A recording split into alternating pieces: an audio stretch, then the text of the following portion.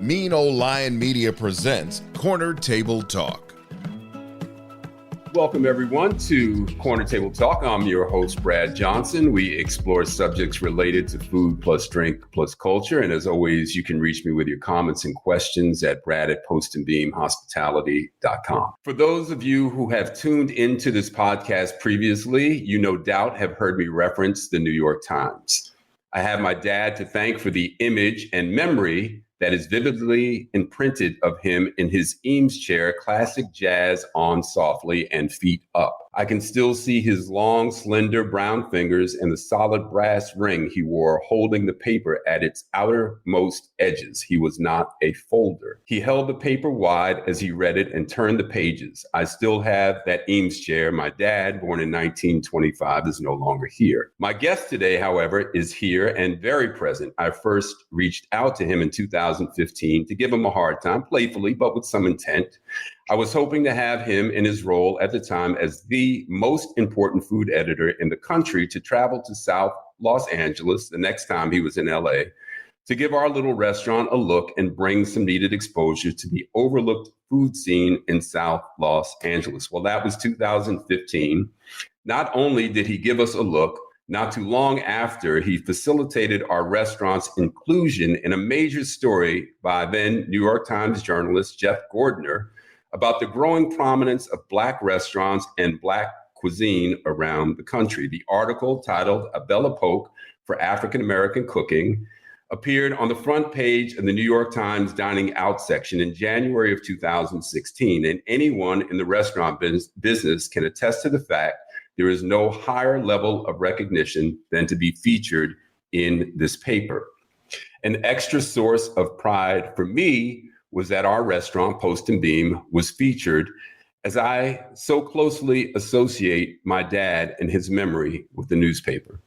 I'm speaking of our guest today. I'm honored to welcome Sam Sifton. Sam is an assistant managing editor of the New York Times, responsible for culture and lifestyle coverage, and the founding editor of New York Times Cooking, which is a digital cookbook and cooking site.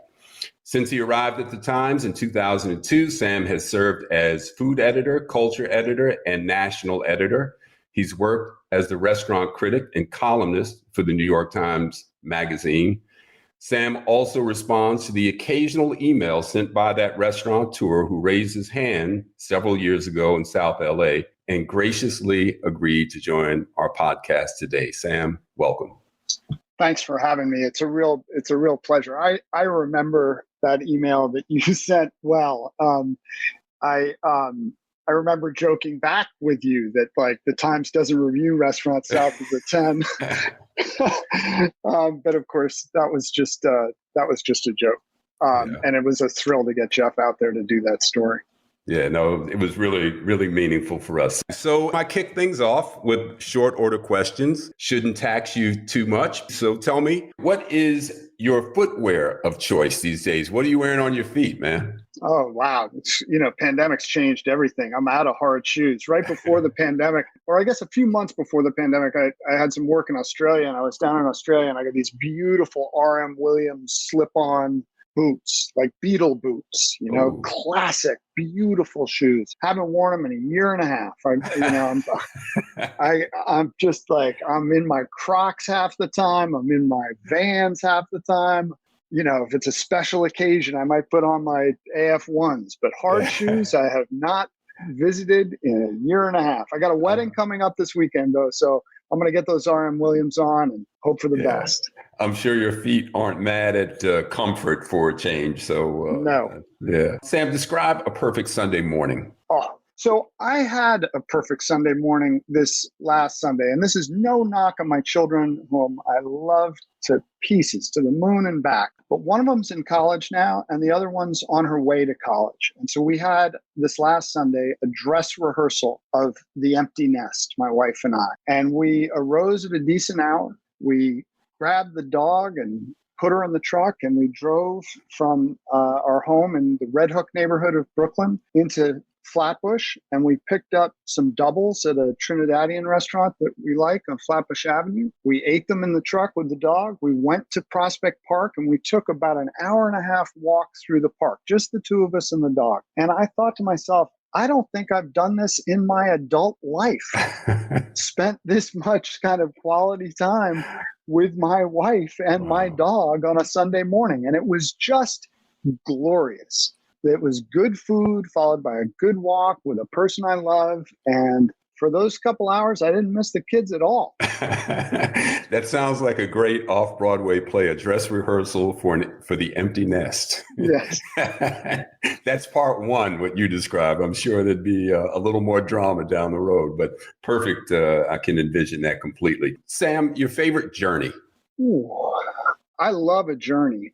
And so the notion of picking one out of the list of journeys seems difficult to me. But I became, this is before COVID, but I became enamored of these long haul flights to new places. I mentioned Australia earlier in the podcast. I love the act of traveling literally across the globe into a new day, a different day, and to experience perhaps for the first time in my life what real travel must have been like for our parents, our grandparents, our grandparents' grandparents. The idea that if you get into a vessel or onto a plane, mount a horse, get in a buggy and go for days and days and days, you can be completely cut off from the world that you departed. And I felt that way in Australia, that I was somewhere else. I had well and truly traveled. And I thrilled to that, and I'd like to experience that again. I don't think we are able to get lost in our journeys as easily as our predecessors might have. And massive plane travel is one way to do that, to just cross so many time zones that you're in another day. And then the other way to do it, of course, is to seek out the wilderness. It doesn't take, for instance, the better part of a day to do that. Another journey I love is to fly to Nassau in the Bahamas, spend the night, and then in the morning take a small plane to the Out Islands, the Family Islands, all the way down the Bahamian chain, almost to Turks and Caicos, where there are no people, where there's one flight a week. And in all, this is 5 hours of travel from New York City, and yet here you are in a place where you will not see other people, other boats, other airplanes for the better part of a week. And that's magical too, for the same reason. Yeah, man. I know in our communication back and forth and setting up this date, you used the term off the grid, that you were going to be off the grid for a while. Is this that period of time? Did you get to do that? Yes, I love being off the grid. I'm so connected as a news person and as a manager of news people to the grid. I'm available with frightening regularity on my instant message. You can text me. I'm on Slack. You get me on email. You call me anytime.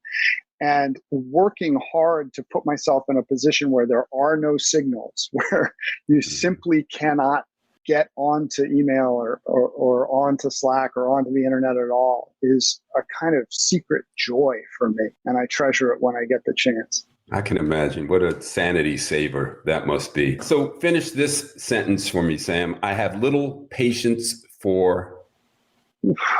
You're a restaurant person, so I imagine this is something that we share. One of the many things that we share, Brad. But I have little patience for a lack of competence. I believe very strongly in competence.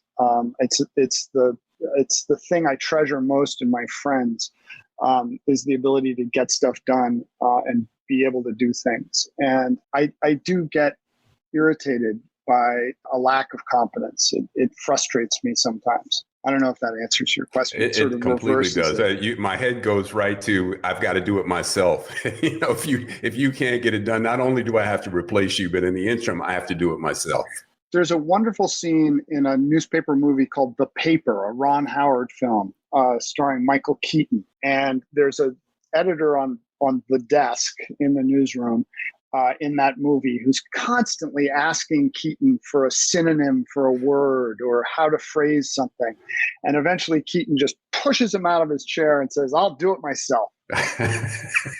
I've been there. I wear that. Yeah.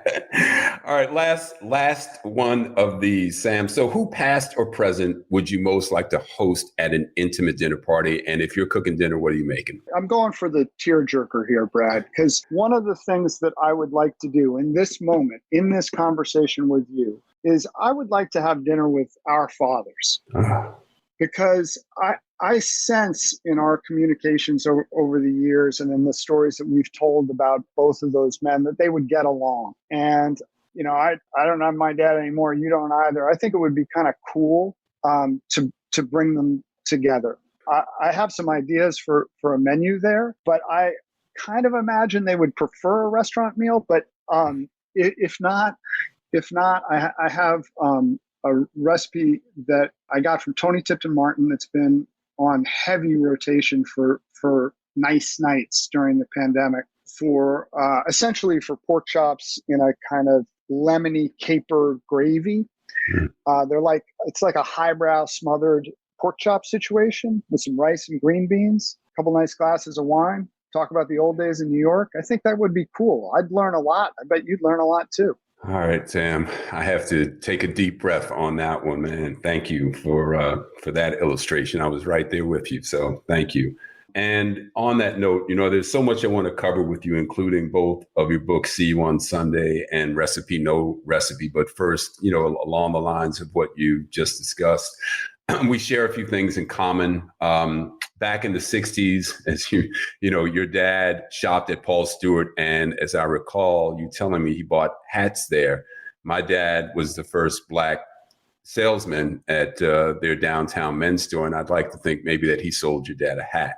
Are you a I'd hat like guy? to believe that too. I love to. Well, I'm a bald man, so I do love a hat. And I kind of wish those hats would come back. I mean, my dad had a whole series of really nice Paul Stewart hats, Borsalinos that he got at JJ's Hat Center in Manhattan as well. And that hat culture has sort of gone by the wayside. I'd love to see it come back. I think I look good in a hat, but you got to be careful.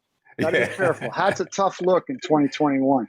They are. They've always been. But I think you're right. It'd be nice to see hat culture come back. I had Walt Frazier recently on the podcast, the ex-Nick, and we had quite a talk about hats and his choice of hat wear. And he claimed that the Clyde name came from a choice that he made of a hat to wear in the locker room one day. And then the movie Bonnie and Clyde subsequently came out not too long after that. And that's Clyde great.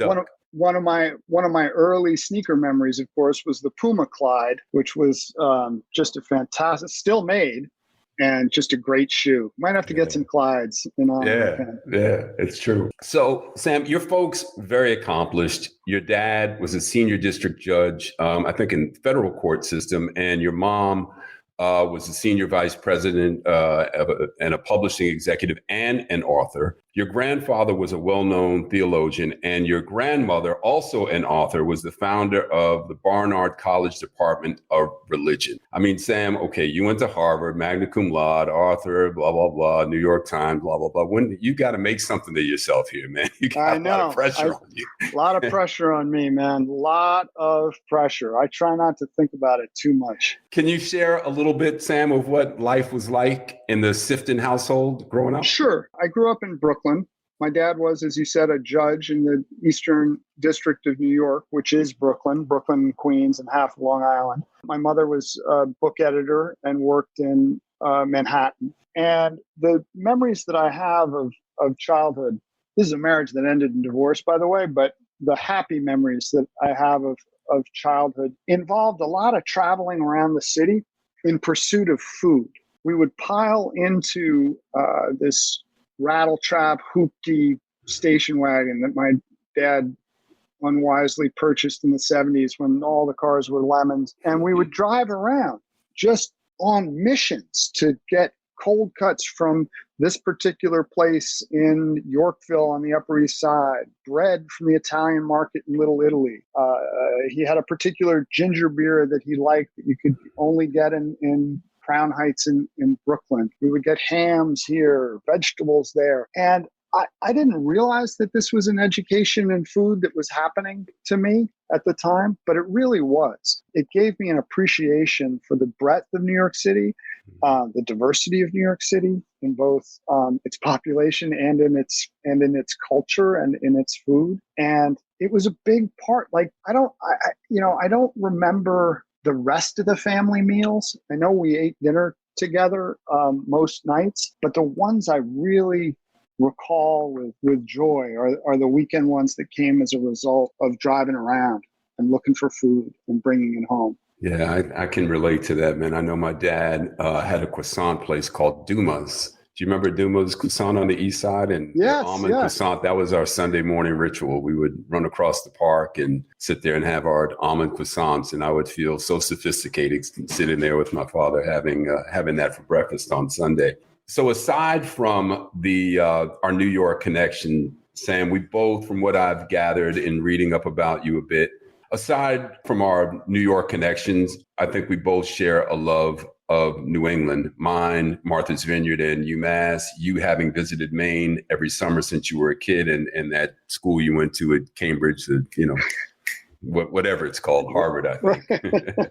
And also to the west coast of Florida, where I currently am, and understand that you have family. My wife and I have been here since moving from LA. The pandemic kind of forced us to stay in place. But my Jones for New England kicks in strong like April, May, and lasts well into the fall. I want to throw it back to the last review that you wrote for the New York Times in 2011. It was of Thomas Keller's Per Se at the Time Warner Center in Manhattan. And as someone whose passion for New England summers runs deep, there was one passage that I want to read and explore a bit with you on the other side if I can. And so I quote, "A meal at the restaurant at the end of September brought pan-roasted Massachusetts cod with applewood smoked bacon, briny little neck clams, pickled garlic, celery, and shoots of parsley. Clam chowder was the description on the menu, as shiny glass might have advertised a diamond.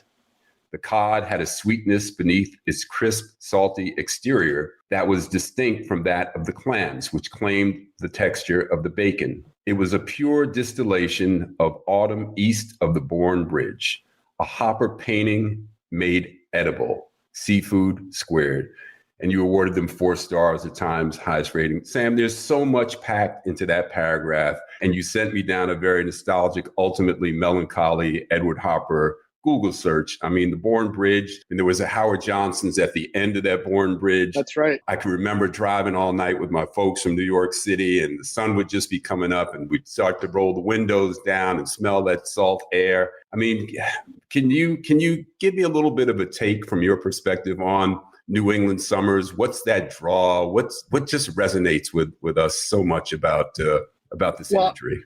Well, I just want to say I'm struck once again by a parallel between our paths, Brad, and that goes to the driving all night and arriving at dawn.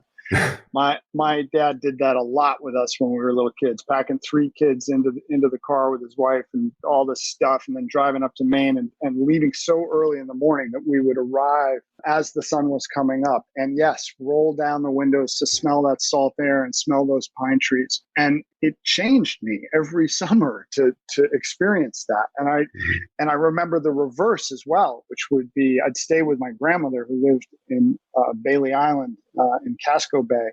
And I would be up there for 2.5, 3 months. And then we would drive back, the endless drive back. And as we crossed into New York City and kind of came into the Bronx to cross over, I guess, on the 3rd Avenue Bridge, you would roll down the windows and I would smell that asphalt trash and see the bottle caps embedded in the asphalt glinting in the light from the street lamps. And that would change me too, and would just be like a switch going off. But we're talking about New England.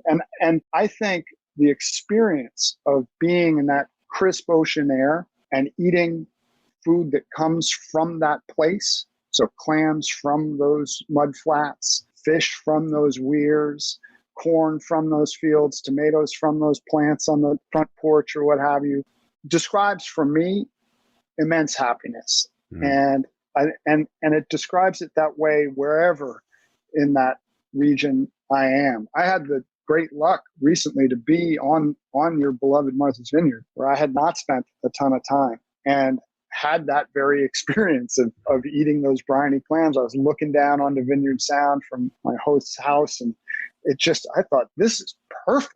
This is perfect. There's no, I get the majesty of the American West. I understand how amazing it is to be in the Pacific Northwest. But at that moment on the vineyard, eating clams and spaghetti as the sun dropped down over Massachusetts, holy cow, it was just perfect.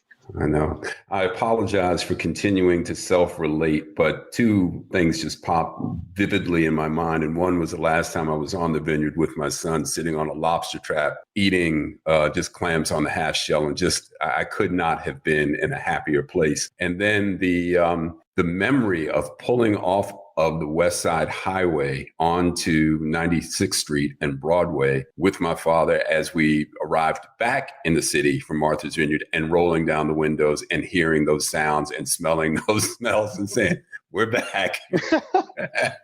Let's turn to your book, See You on Sunday, which, man, I absolutely love. Now, I know you've noted in previous interviews that, COVID was just around the corner when this book came out, and was not the best time for planning Sunday gatherings. But we sure could use some Sunday gatherings right now. If there ever was a time to gather with some friends, boy, this feels like it.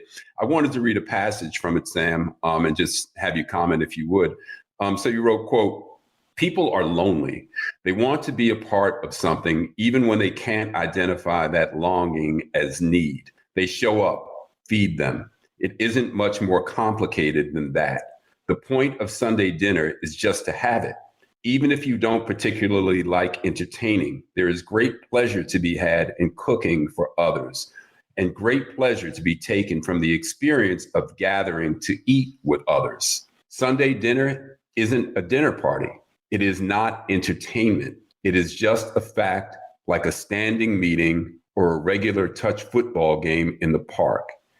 It makes life a little better almost every time." Whew. Sam, break that down, man. I mean, the football game in the park, I used to play that game. I had a regular basketball game at the boys club on Saturday morning. And just the idea of the ritual and friends and the importance of that. Where did this originate for you? And just dive into that a little bit for us. Well, I've spent a lot of time thinking about this, Brad. Like, where did this come from?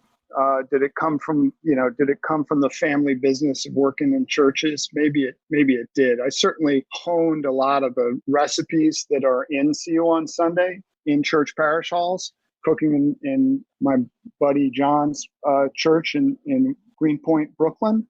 And I determined while doing that it was pretty special.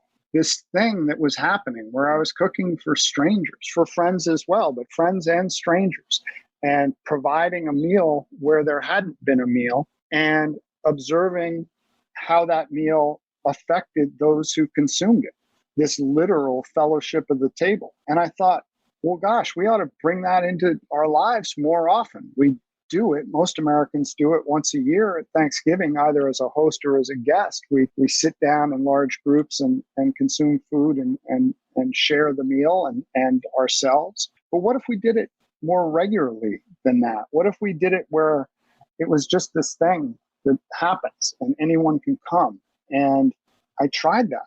And it worked. It worked for me. It worked for those who came. And COVID took that away from us for a little while. But I think the message of the book resonates now as we come back out of our shells, as we can increasingly gather, or I hope we can increasingly gather, still masked, unfortunately, but increasingly we'll be able to be together. And I think that the act of cooking for and eating with others really does make people's lives better, even if they complain about it, as my kids did when they were little. They didn't want to do this, but they learned and they loved it in their own special way. Well, I would venture to say, Sam, that the book, although you may not have been, able to predict COVID and the impact, but I certainly say on the backside of this, Sunday dinner with friends couldn't sound better, and Absolutely. I think it's going to be something I'm going to start, man. So thank you for that. I want to turn to No Recipe, your most recent book. It's a collection of dishes from your weekly Wednesday newsletter, What to Cook. And it really is a fantastic guide of what the ingredients are that you should have in your pantry and your fridge, but also a pretty simple approach to preparing a wide range of meals. I know you've said this is to some degree improvisational cooking, and you've compared it to jazz a bit. Some might say that's crazy. Why would I buy a cookbook that doesn't have recipes? So tell me why. Well, I've spent a lot of time talking to professional cooks, to chefs about their recipes. And I'm here to tell you, and I think you may know this yourself, chefs are pretty terrible recipe writers. They just don't write recipes the way we civilians can use them. But to talk to a chef about the preparation of a dish, I find is to learn a lot more than I could learn if he or she wrote down the recipe. And I think having said that, I think it's also true that restaurant chefs spend a lot of time talking to their line cooks about how to make a dish, and they speak in a kind of code, and then the line cook executes that code, and there's a delicious meal. And I thought, how interesting would it be to use that formulation in talking to our readers and just saying, hey, it's not so much, I mean, here's the secret truth. It is a recipe. It's just a recipe in a different form, right? And it's a recipe that assumes that you have a kind of working knowledge of the kitchen, that you understand what a splash of olive oil really is, or what a knob of butter really is. But it's as if you're hearing from a grandmother or a cousin or a chef who's telling you how to do something. And what's important about it, or the reason why you ought to buy it, in my opinion, is that the ideas that are in there, the flavor combinations, the things that you might do with pantry ingredients should, I hope, prompt creativity in the kitchen for the reader. And if he or she wants to make it a little bit differently, make it a little spicier, a little saucier, a little drier, a little crunchier, go ahead. It's your recipe and you can make it the way you like. So whether or not that's jazz, I'll leave to the critics. But the fact of the matter is, a recipe in a traditional cookbook, that's like a piece of sheet music. And I think in the world of no recipe recipes, it's more like a chord chart. It's just showing you kind of some basics, and you can kind of add to it as you like. Yeah, I loved it, man. I found that it's the way that my wife and I like to eat for the most part. A lot of the dishes that you covered there, and easy enough preparations, but allow you to actually put something good and tasty on the plate, which is the intended what we hope for. So I saw a sit down at the 92nd Street Y with you and Bobby Flay. Bobby Flay, I really admire a lot. I just think he's New York real. He has a very direct way of saying what he wants to say, getting his point across. He mentioned his first job with Joe Allen. Of course, Joe passed last year. I'm good friends with his ex-wife, the architect Dee Dee Allen. And when I think of memorable New York City restaurants and legendary operators of that era, Sam, I think of Joe, guys like Buzzy O'Keefe, Ken Oretsky, Keith McNally, Michael Weinstein, and even to a lesser extent, he wasn't known mainstream, but still influential, guys like my dad. Operators in places in the 70s and 80s that helped to shape the culture of New York City dining, a period before chefs became household names. I'm curious, I know I'm a little bit older than you, but what do any of those names or that period conjure up for you in terms of restaurant culture? They mean so much to me, Brad. I'm a little too young to really have lived experience in those restaurants in their prime, but I have learned so much from being a little bit of a nostalgist, and certainly a little bit of a fanboy of that style of restaurateuring. And I was lucky enough to get to know Joe quite well, because his restaurants are kind of canteens for the New York Times and have been for generations, or since he opened them. I've celebrated Pulitzer wins in Bar Centrale above Joe Allen. I, in fact, got the first interview that I had to get on the New York Times was in Joe Allen.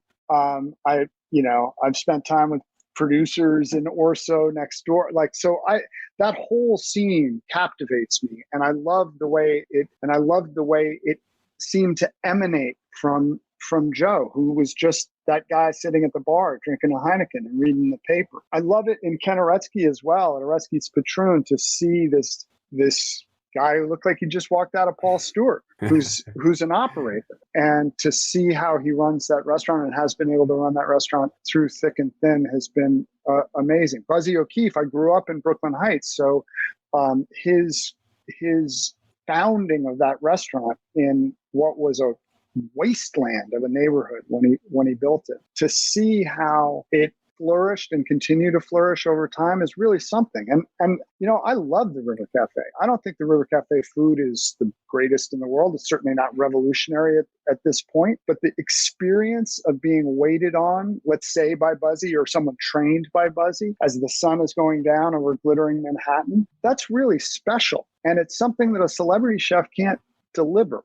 It's only something that a restaurateur can deliver. And I think, once again, call me nostalgic, but I think it would be great if on the far side of kind of rock star celebrity chefdom, we saw a return to the rise of the operator, a return to the primacy of the restaurateur, who is the director setting up every aspect of the operation in such a way that it thrills the guest.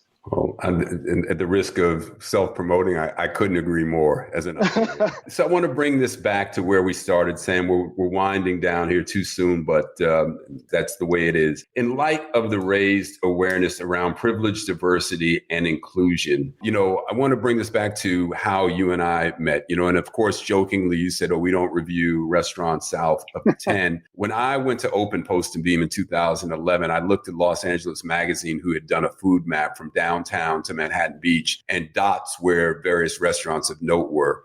They did a flyover of South LA. Our relationship, which led to that piece that I had mentioned, is meaningful in that the coverage that you extended to myself and restaurateurs around the country is meaningful. So I'm curious, in light of what we've experienced this past year and the words, privilege, diversity, inclusion, how do these conversations happen? What's the role of the Times? What kind of conversations are happening around those tables? There are loads of conversations happening around that, important conversations that will continue to change who we are and how we cover things and what we do. And I'm thrilled to be a part of them. And I'm thrilled to have been a part of them at the Times for my tenure there. I think what's really interesting about the New York Times is that we've gone from being a local newspaper to a metropolitan newspaper, to a national newspaper, to being an international news gathering organization that has 5 million paying subscribers and wants to get to 10 million paying subscribers. And I want those paying subscribers to look like the country in which I live. I want it to be a news gathering organization that can tell the story of our world to itself, that can help, as our mission has it, to discover the truth and help people understand the world. And the only way we can do that is to be as diverse and inclusive as the nation we serve, as the world we serve. And so you see that coverage come out of new hires, out of a different understanding of who's at the table making decisions about what we cover and how, who's writing the stories. How are the stories being told, and how are the stories being put out into the world? And that's important work. It's not easy work. It's often uncomfortable work, but it's good work. And it's important work because it makes us a better news gathering organization. And our hope is that if we do that, we're better people for it. Not us at the New York Times, the readers are, that we're helping people understand the world, and the world we want to live in is diverse and inclusive. Well, Sam, major props to you and the Times. I love the newspaper, and it's a ritual for me daily. Last question before I let you go. I know you're an avid fisherman. Last fish you caught? Oh, that's a great question, although a sort of humbling one. We are on the East Coast of the United States right now, waiting on the fall run of fish who have been pushing up towards Maine and Canada over the course of the summer and are now beginning their annual migration to the south. So at Montauk Point on the end of Long Island, soon the striped bass, the false albacore, the bluefish will all kind of rush at the bait that is there and try and fatten up for the winter. I'll be out there to meet them, and I've been doing a lot of scouting these last few weeks. Whenever I can get out on the water, I've been looking for bonito, the small tuna, which is a delicious fish to eat. I don't kill straight bass; there are not enough of them, but I do target them for catch and release. Anyway, I've been out looking for all of these fish, and the last one I got was a bluefish. Nice bluefish. They're fun to fight. They're a delicious eat if they're small. I didn't kill that one, but returned it to the water to swim again. But soon I'm going to have cut up thumbs from lifting those striped bass out of the water when I catch them. We'll start with a bluefish and we'll move on. Yeah, that's a great. And I love bluefish. I know bluefish doesn't get its proper credit all the time, but I love fresh bluefish. So Sam Sifton, thank you so much, man, for taking the time to join us on Corner Table Talk. And I hope to see you soon. Thank you, Brad. I hope to come back, hope to do it again. And most of all, I hope to see you this year in person. That would be lovely. Thanks, Sam. So here we go, folks, with the segment of our program we call How We Move with my dear friend, Ambassador Shabazz. So Ambassador Sam Sifton, boy, we had some places in common, some things in common. He said some things that touched me. Big job he has at the New York Times, assistant managing editor, food. Great guy. What'd you take away from the conversation? Absolutely enjoyed listening to Sam Sifton, his candor, his wit. He's forthright. I appreciated that story you told at the beginning where he, kind of joked, but then came 100% and more in support of, where there's a gap, he's a seeker and he likes to fulfill on behalf of the greater population or audience.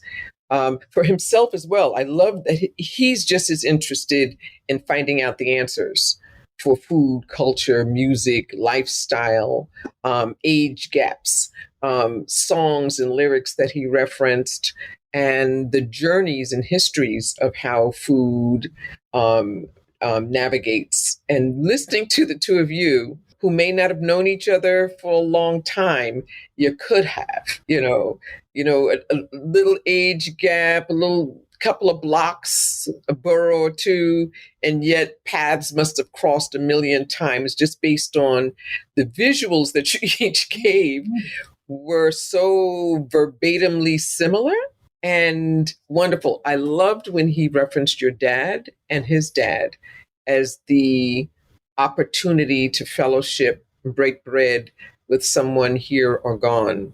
What could be more significant and sensitive and giving as that is, pulling from all the options that he has. So I really appreciated Sam and the fact that his job is never done. I mean, not done because of employment, but not done because of interest. Did you feel the same parallel that I referenced? Yeah, absolutely. Everything that you said. And also, too, the, as you mentioned, I started a conversation with him several years ago that has just kind of continued periodically over time. And I was really pleased when he agreed, when I reached out and asked if he would be a guest of ours on Corner Table Talk. And it brings up for me, and I'm curious to get your take on this, but access at this level, right? I mean, we're talking about the assistant editor, managing editor of the New York Times, and I've been in the restaurant industry, and you've lived a life long enough to know where we felt left out by mainstream media. So I'm curious to get your thoughts about what having access means. Certainly, access and the bridge makers, right? So when you propose to him, what do you think your responsibility is as a result of the kinds of vacuums that we find ourselves in? First of all, your relationship started there. And in light of what we experienced last year, the last 2 years, he said it's topical. It's not an easy route, but it is front and center of all the things that are key. I think any of us that are sitting at the table have to make sure that there's room for others. That's our role. It's not just to be there. It's to make sure we widen the playing field. And he certainly seemed to be a person that was restless until there was real legitimate equity and participation, because he benefits from it as well. He shared that, his joy, his intrigues. So access is something that either we acquiesce or we proclaim. And I think for people of color or people who've been marginalized, it's time for us to just simply proclaim it because it's actually already ours. We've been trained to presume otherwise. And so hence we acquiesce. So we just walk forward. It's like the cellar and you, between your father's journey and yours, is nearly 50 years. Nearly 50 years. How many times within that time had you been on the borderline of acquiescing? But because it is who you are, how you are, what you're born to do and share, not just in the kitchen, not just in the dining room, but part of it is the fellowship. It's the gathering space. It's like the Corner Table Talk podcast. It's not just a practice of yours. It's an opportunity to bring a library of people together to share and impart, break bread. That's also part of your legacy. Sam Sifton shared aspects of his life, that journey. He's not doing what his parents did. He's finding that outlet and touching the world, impacting the world his way. And the Times is, a better seat to have. Yeah, well said. Well said. I'm appreciative that the irony of our relationship is that I reached out to him initially and to the Times initially in trying to get my dad's obituary published when he passed away. And, because of the short period of time between, his passing and all the other stuff that you have going on and then the service I was planning, the Times wanted me to provide documentation for the fact that my dad was a well-respected, 20-year plus restaurateur and who he meant and what the restaurant meant. And in my scramble to do everything that I had on my plate at the time, I couldn't take the time to research and provide documentation. But in retelling that, so that as the result was that the Times did not publish his obituary. And when I told that story to Sam years later, when I had reached out for attempting to get some coverage for Post and Beam, that is what was the impetus and what started our relationship. And there's irony there, but I'm very appreciative that the relationship has continued, I'll say. Yeah, so am I. I really enjoyed listening to him, his voice, not just his literary prose. Now I got to hear the heartbeat behind the author, which was really quite affirming for me to know that people like him in those positions really do exist on our behalf. It's really cool. Yeah. I loved his book, See You on Sunday. And, in my childhood, the Shabazz Ponderosa, if I can call it that, big family, was very often an open house of guests, 3 generations, all coming together to break bread somewhere between 11 and 6 on Sundays when my father was alive and the whole family was intact, to this like slow cook aroma of kosher preparations and African and Middle Eastern marinade foods filled with, all kinds of folks talking when they entered the room in the house. Hey, Sister Betty, it was really great. Make my mother feel good. And, we would have this great meats, and vegetables and homemade bread and everything, and children, from my age group as well. And I just think about the rituals of round table, and which is really quite precious. And, I think more of us should identify ways during this fellowship-less time to do that in the simplest ways and find that union, whether it's the Sundays, whether it's the virtual parties that people get to have now. And what are the simple 1, 2, 3 preps? The occasion, the medium, the menus, and the promises made. What do we toast to now? Yeah, well, on that note, you're absolutely right. I think that the last couple of years have left us all longing for that, that Sunday dinner atmosphere with friends. And I really cherish that and embrace the concept to the extent that I want to know what you want for dinner when we start our little Sunday night dinner parties over at our place. And you're going to be the guest of honor. So I need you to come back to me with a little menu of requests. Well, I might be in the kitchen. I'm one of those that even if I'm invited, my coat goes down and I'm washing my hands and I'm in that kitchen with my hand on my hip saying, what do I do next? Why does that not surprise me? I'm in here. Are you seasoning? Ambassador Shabazz, how we move. How we move. Thank you. Thank you. Corner Table Talk is hosted by Brad Johnson, produced by Brad and Linda Ailes Johnson. Theme music, Life Goes On by Bryce Vine. Executive producer, Ken Johnson. Find the Corner Table Talk podcast wherever you get your podcast. Follow, subscribe, rate, and leave a comment. Corner Table Talk is a Mean Old Lion Media production.